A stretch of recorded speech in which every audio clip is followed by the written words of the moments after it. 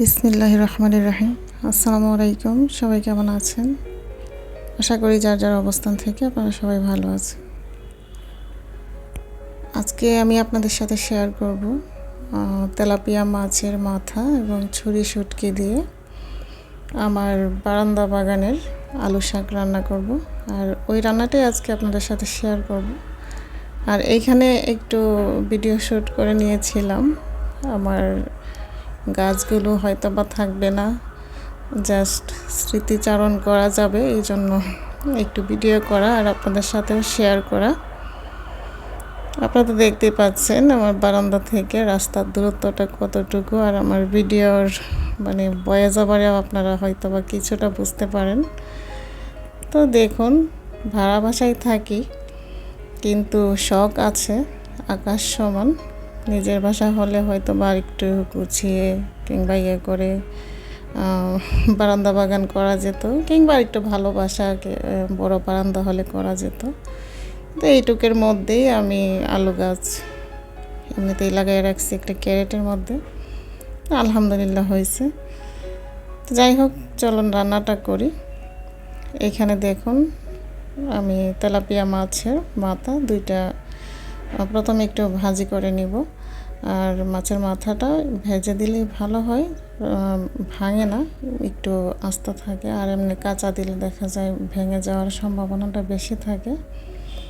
তো একটু হলুদ আর লবণ দিয়ে মাছের মাথাটাকে কিন্তু ভেজে নিচ্ছি। আর ওইভাবে বলার কোনো কিছুই নাই, সবাই তো কম বেশি রান্না জানেন। তারপরও আমি যখন এখন ওইভাবে কোনো কিছুই ব্লগ ভিডিও কিছুই শেয়ার করি না, রান্নাটাকেই চুজ করে নিয়েছি। কেননা সব কিছুর প্রথমেই হচ্ছে সবার আগে সংসার, বাচ্চা, তারপর না এগুলা।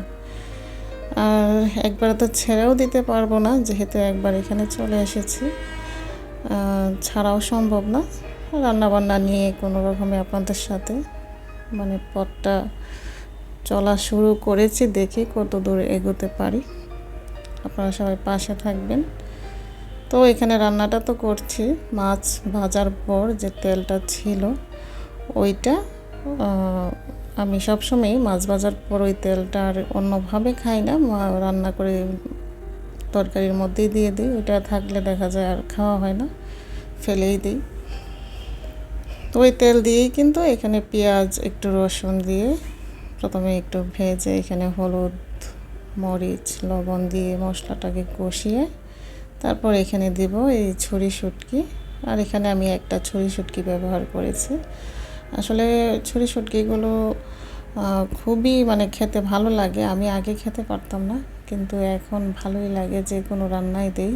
আমার এখন নিজের দেশের শুটকি যে মানে যতটুকু ভালো লাগে তার চেয়েও বেশি ভালো লাগে এই ছুরি শুটকিটা। বাড়ির শুটকি আছে, তারপরেও কিন্তু আমি বাজার থেকে এই ছুরি শুটকিটা কিনে নিয়ে আসি।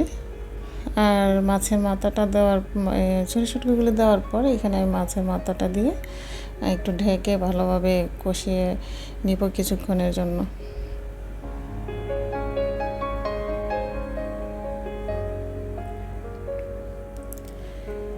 আর এখন এখানে আমি দিয়ে দিব আলু শাকগুলো। আর এই শাকগুলো কিন্তু গাছ থেকে উঠাইছি, কিন্তু ওইভাবে মানে ধরে ধরে যে মোবাইল ধরে ধরে উঠাবো কিংবা পরবর্তীতে ভিডিও শ্যুট করব ওই হয়নি। যাই হোক, কুটে বেছে যখন রান্না করছি তখনই আপনাদের সাথে শেয়ার করলাম। শাকগুলো খেতে কিন্তু খুবই টেস্ট। কথায় আছে না যে কানারও শখ হয় চোখে চশমা পরার, আর গোজারও কিন্তু শখ হয় যে চিত হয়ে ঘুমানোর। তো আমাদের হচ্ছে ওই রকম অবস্থা আর কি।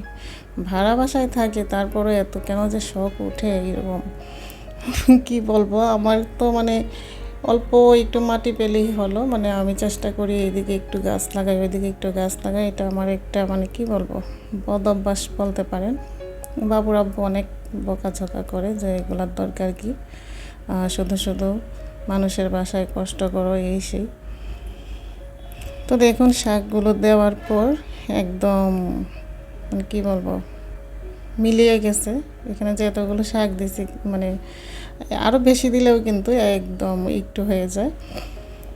তো ভিডিওর এই পর্যায়ে যারা আছেন একটি লাইক দিয়ে সম্পূর্ণ ভিডিওটি কন্টিনিউ করুন। দেখুন, দেখতে দেখতে যদি কোনো অংশ ভালো লেগে যায় কিংবা আমার রান্না কথায় যে কোনো কিছুতেই যদি ভালো লেগে যায়, তাহলে অবশ্যই চ্যানেলটি সাবস্ক্রাইব করে আমার চ্যানেলের পাশে থেকে যাবেন। আসলে আমরা শখ থেকেই এইগুলা করি। কারোর হাজব্যান্ড পছন্দ করে না, কারোর আত্মীয় স্বজনও পছন্দ করে না যে এই ইউটিউবে এই ঢং রান্না বান্না এইগুলা করা কেউই পছন্দ করে না। তারপরেও আমরা কিন্তু করি, জাস্ট নিজেদের শখ থেকেই বলতে পারেন। এখান থেকে কী হবে আর না হবে একমাত্র আল্লাহ মাবুদ জানেন। তারপর দেখুন এখানে দিয়ে দিলাম একটা টমেটো, কাঁচামরিচ, ধনেপাতা কুচি। তো টমেটোটা দিলে কিন্তু যে কোনো রান্নায় খাওয়ার যে টেস্ট ওইটা একটু বেড়েই যায়।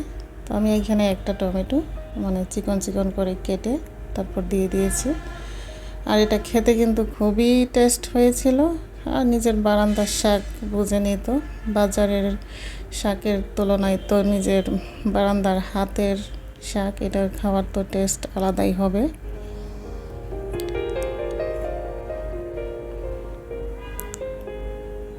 তো এই পর্যায়ে আমি এখানে একটু লবণ দিলাম, লবণটা একটু কম হয়েছিল, তো আর একটু লবণ দিয়ে এখন এটাকে ঢেকে আরও 4-5 মিনিট রান্না করব। তো আজকে আমার আপু ভাইয়া যারাই আছেন নতুন আমার চ্যানেলে, তারা অবশ্যই চ্যানেলটি সাবস্ক্রাইব করে আমার কমিউনিটিতে জানিয়ে যাবেন।